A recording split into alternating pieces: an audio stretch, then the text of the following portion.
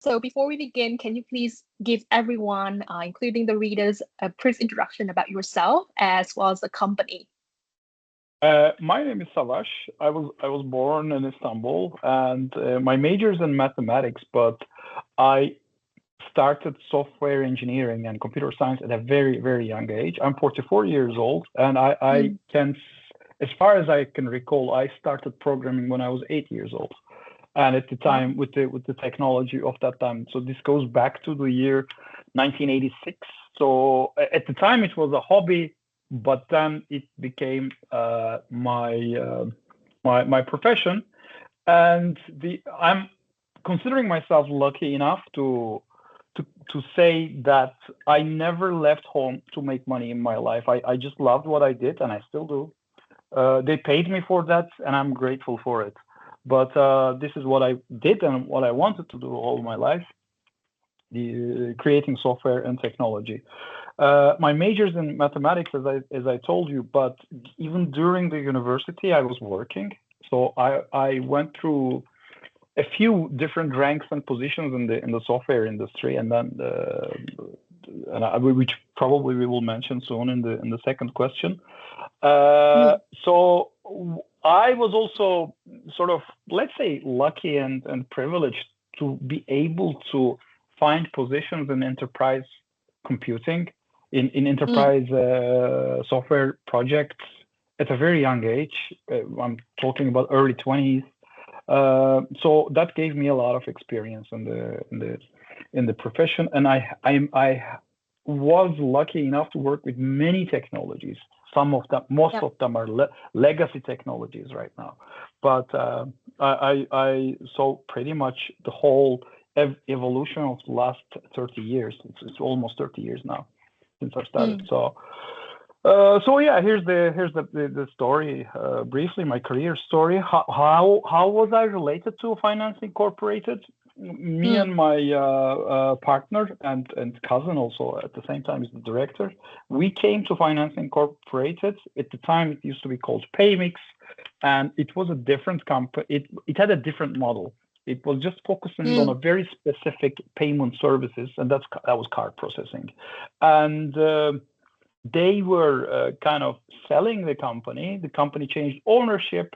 That's how we came in to as a directors, my cousin. But at the time, we before that we've always been together in business. Before that, I was the IT director of a bank in Malta, and before that, I worked as a consultant in Ericsson as a software engineer and software mm, architect at Ericsson, and I was consultant for telecoms. Before, I didn't work in finance. My expertise was in telecoms. I'm talking about 20 years ago.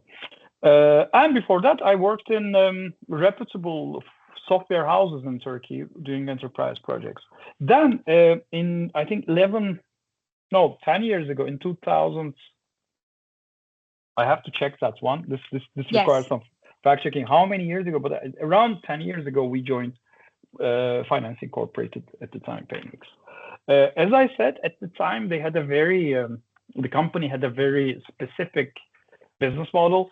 We Mm, changed it drastically. First of all, we changed the business, and we also changed the technology infrastructure of the company. At the moment, we're quite heavy on in-house software and technology production.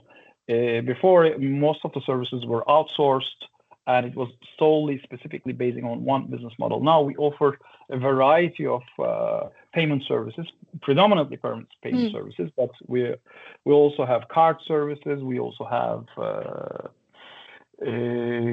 banking services, certain digital banking services, and we also provide infrastructure services to other financial institutions. So we have a vast environment. We have soft POS. We have many products.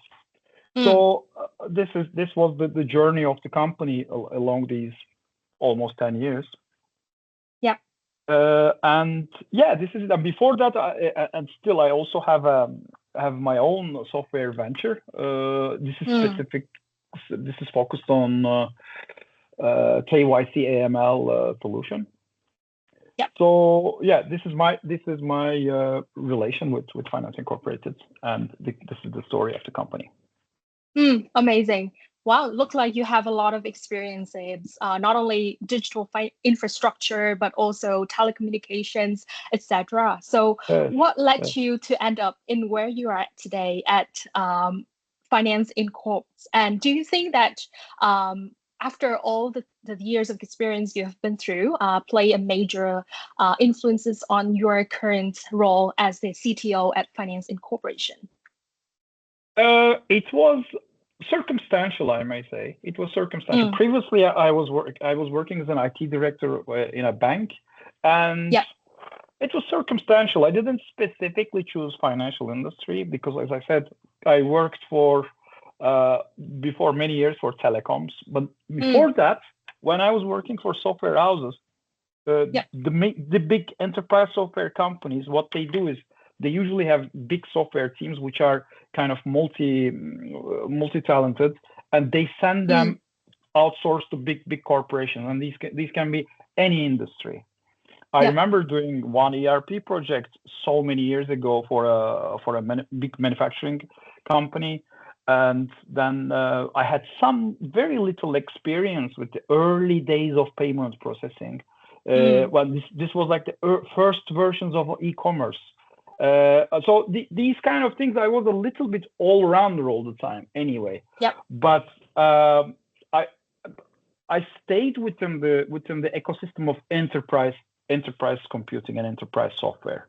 I never went into, for instance, lower level disciplines such as, I don't know, embedded systems or operating systems or graphic processing, these sorts of things, or gaming, etc. I always was confined, always limited to the ecosystem of enterprise architecture. So finance and banking first, and then financial technology last is a bit circumstantial.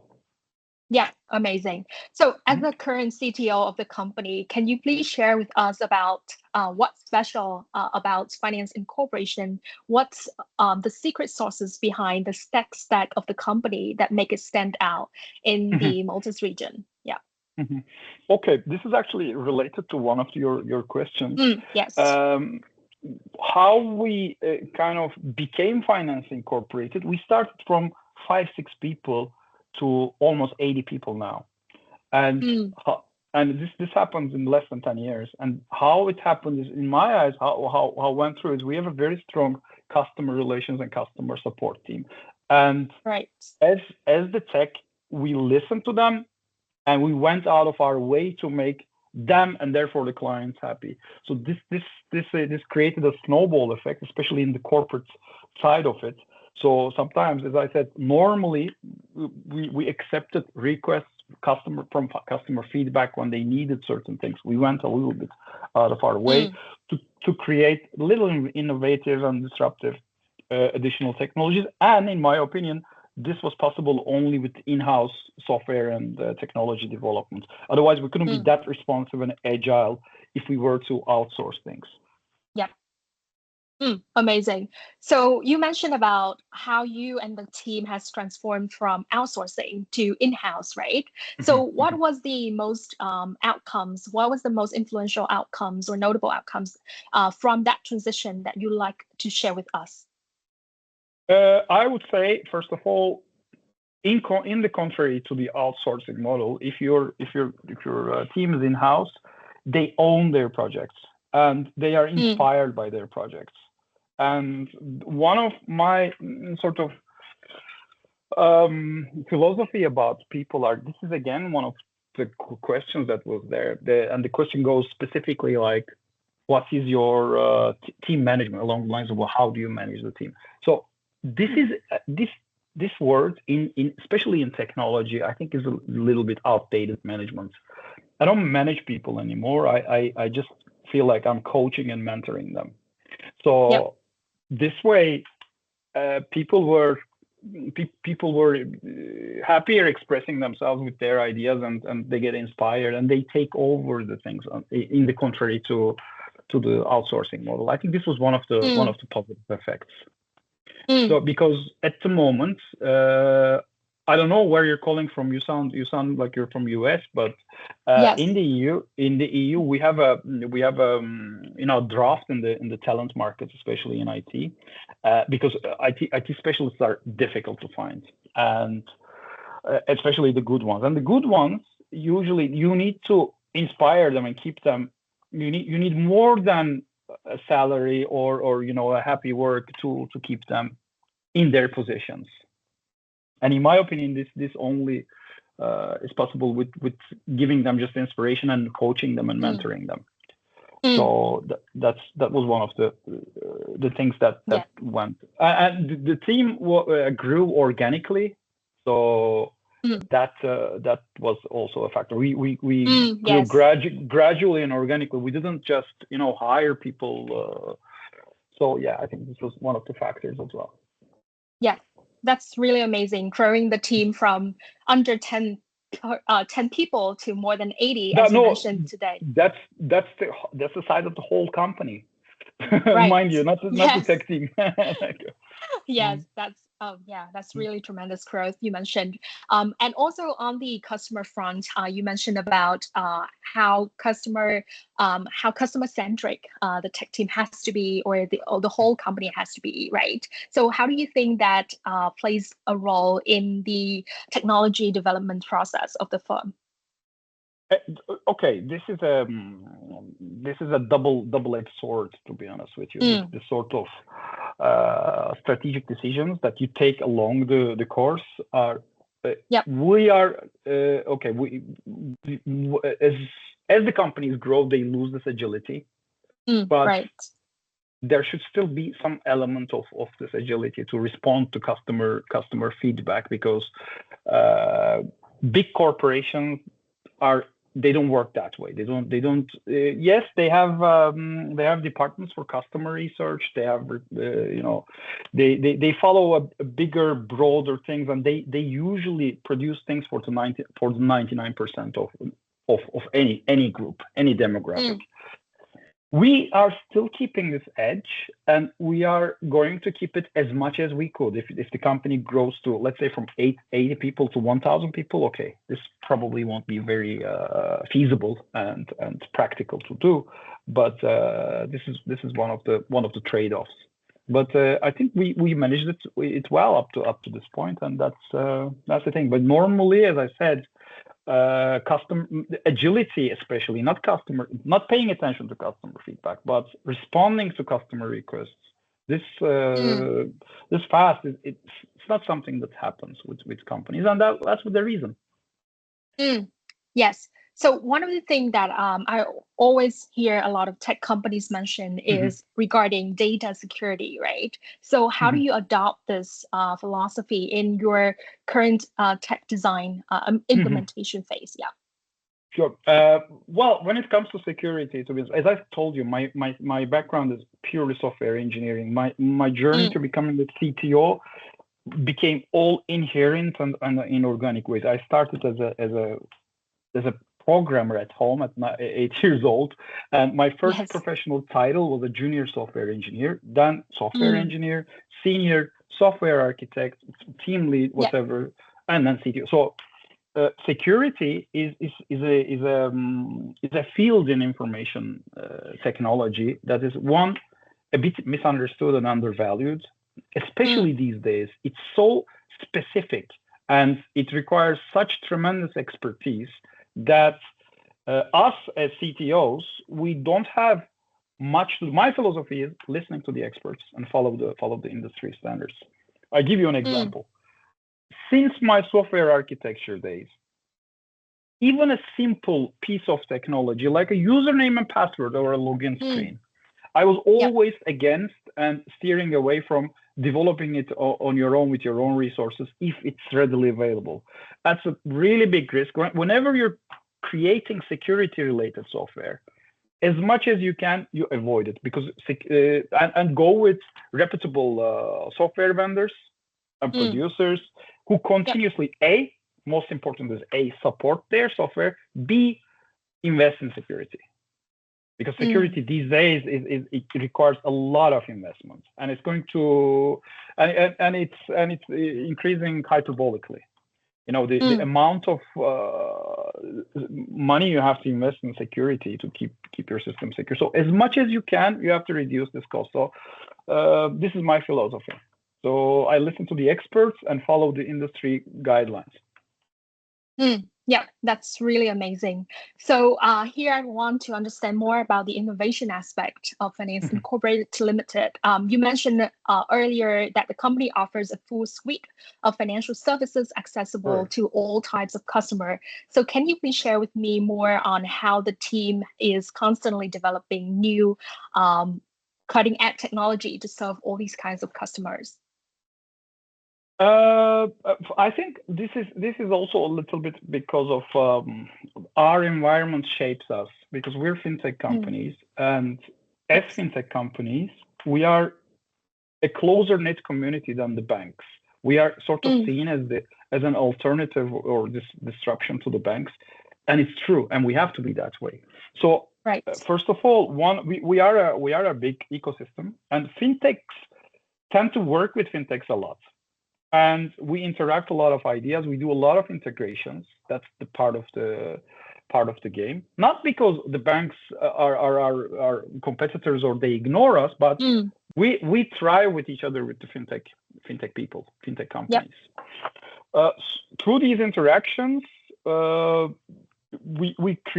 get a lot of good ideas.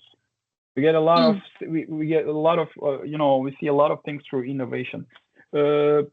So yeah, this is one of the aspects. I think we get things together as financial technology companies, and Europe is an exciting place to be as in financial technology environment. So yeah, I think this is one of them. And then the team, as I said, I try to mentor and coach the team. And one thing I did for the team is a yearly training program. Every team member in tech teams, in the beginning of the year, they were allowed to, and they had to choose 2 topics of training that they would like to do. These could be among which the company will cover. These could be amongst anything. I mean, it doesn't have to be necessarily have to do with what I do, fintech, payments, or processing whatsoever. Didn't have to be about, it can, but didn't have to be about technology also whatsoever. If you like gardening, learn gardening. We just are going to pay for. Actually one of our developers wanted to fly, these glider planes, and we said, yeah, okay, we'll pay for it. Wow. The reason being is we wanted people to, first of all, getting the skill set on any technology is tremendously easy these days. But we just want individuals who are excited to do what they wanted to do, and put whatever discipline they're coming from, this sparks of imagination, creativity in their software, in the products they create. And I think that's valuable. Yeah, that's really amazing to open up. Yeah. So some people chose, we still have the record, some people chose, for instance, tech-related courses and subject. Well, if you pass your course or subject, if you achieve one reputable thing by the end of the year, you get a bonus, something, you get a little something. If you don't, you don't. So this was, but we gave the unlimited freedom for the people to use the training budget for. You don't have to learn, I don't know, C# or MongoDB or whatever you don't want to. So. Yeah, that's really amazing. So fostering innovation within your own organization and empower people to take it on. So that's really amazing. And it's also interesting to hear the company's strategy of not positioning yourself as a direct competitor to banks, but more like an extended arm of the banks itself, right? So from your opinion, as you are a very seasoned entrepreneur who has a lot of experience and expertise in the tech industry, so what do you see are some of the key technologies shaping the future of financial services today? Right. Mhm. Yeah. That's a relatively straightforward one. This is which I'm opinionated about. Two things Right. are extremely exciting. Over the last 10 years, the most no, more than 10 years, maybe over the 20 years, the development and evolution of two things is fascinating for me. One is the virtualization and containerization, in general, cloud computing, but the Yeah. underlying factors being containerization and virtualization. That changed so much, and this way we can produce so much with little effort. And the second one is the generative AI and the Yes. LLMs, absolutely. So these are going to set the let's say set the game plan for the next, I think, 20-30 years. Yes, that's really amazing. So here I only have one or two more questions left, and I really Sure. want to understand more about the challenges that you faced throughout your journey of being a tech entrepreneur. So what was some of the most challenging challenges that you encountered, and how did you overcome them? This is the only question I didn't quite get. Can you be a bit more specific in what in technology or in Yes. general in the career path in technology?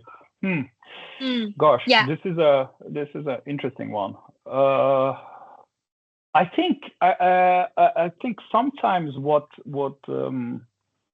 makes our lives difficult. This is specific to enterprise software computing environment. Is the big vendors, the competition of the big vendors.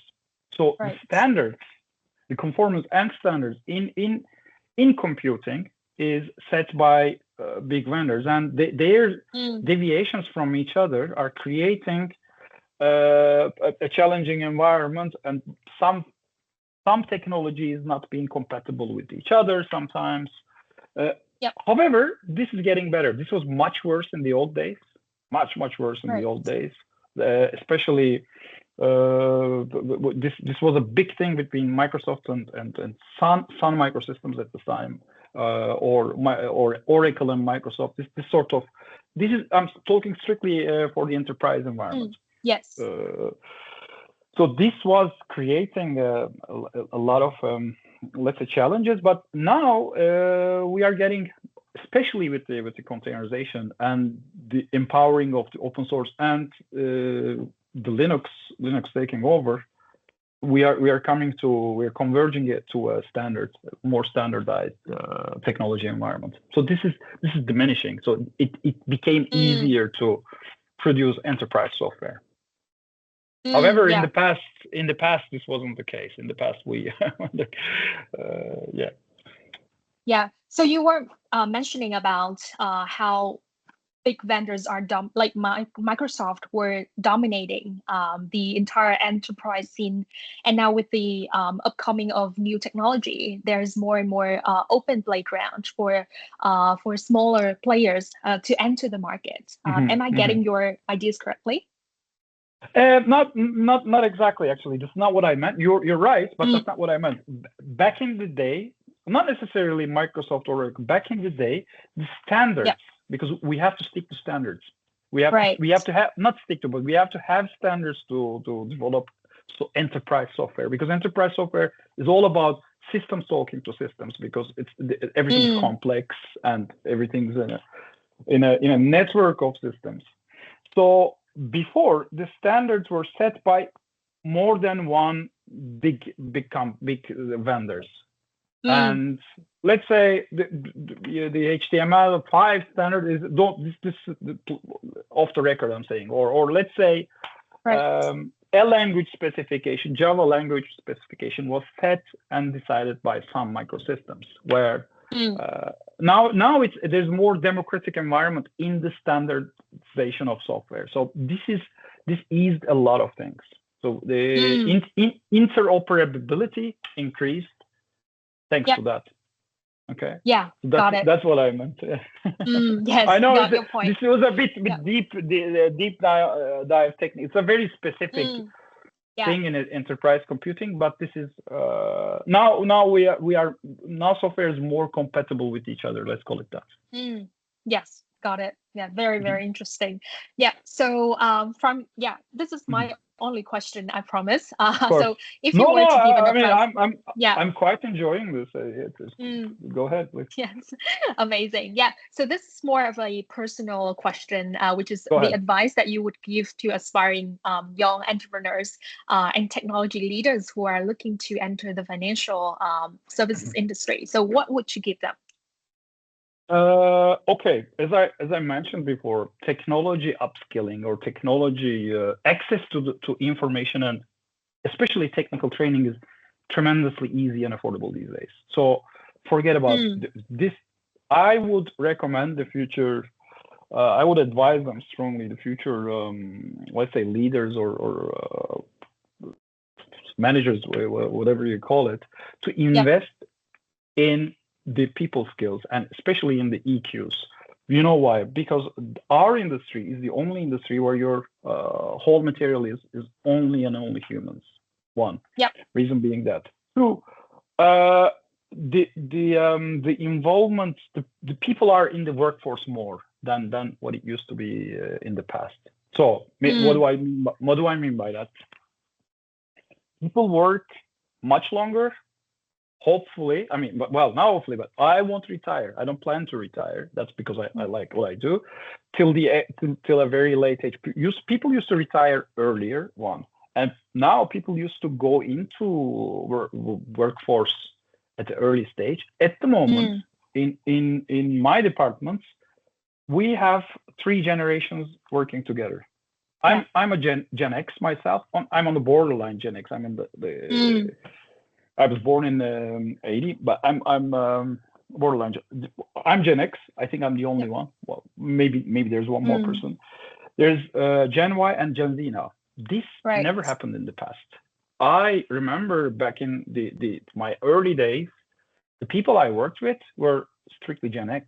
Maybe top manager you see somewhere, but you don't interact with. When I was a junior engineer, could be a boomer, but the generation before us. But now, all these 3 generations, we have to work in the same environment, and this requires a lot of generational gap, and to understand and change this into an advantage requires a lot of sociology, knowledge of sociology and psychology. So I advise the future leaders to develop themselves and invest in themselves in these 2, psychology and sociology, because every generation right now is a different person. You're Gen Z. When are you born? Yes, early 90s. Yeah. Oh, you're on the borderline Gen Y. So I'm sure wherever you work at, you feel this difference too. Yeah. Every generation is a different person, and it's natural. It's completely natural that we perceive the world this way. So of course there will be differences and clashes, but there are also advantages too. So we have to if we understand this, we can communicate in a more smooth way. So I would recommend to the future leaders to invest in the psychology and sociology a lot, because like I said, the upskilling in the tech is very easy these days. Yes, amazing. 100% agree, because at the end of the day, we're all dealing with human beings, right? Yes. And the ability to understand the psychology and it's the top. Yeah. Yes. Without humans, you don't have software. Right. Still, okay, generative AI is amazing, but you will still need people, and people will create good software. Good people will create good software. That's it. Yep. Okay. Amazing. Yes, that's right. So I think that also wraps up the interview for today. I've gone through all the questionnaires I have for you. Thank you so much for your patience and for it was discussing fun. them with me. I can do it another hour. It's fun. Yeah, I think we have everything we need. Yeah, now. But thank you so much for your thank generosity. you for your call. Yeah. Thank you, and have a good day. I will definitely send out the draft for your review and approval. Yeah. Sure. Okay. The legal needs to go through it, because yes, I don't think we said anything, I said anything controversial or anything, but they have to go through it, and maybe we amend a Yes. few wording too, and that's it. Yeah, definitely. Yeah. Okay, Thank great. you. Thank Have a you. Have a wonderful good day. day. Yes. You too. Bye bye. Bye-bye. Thank Bye. you.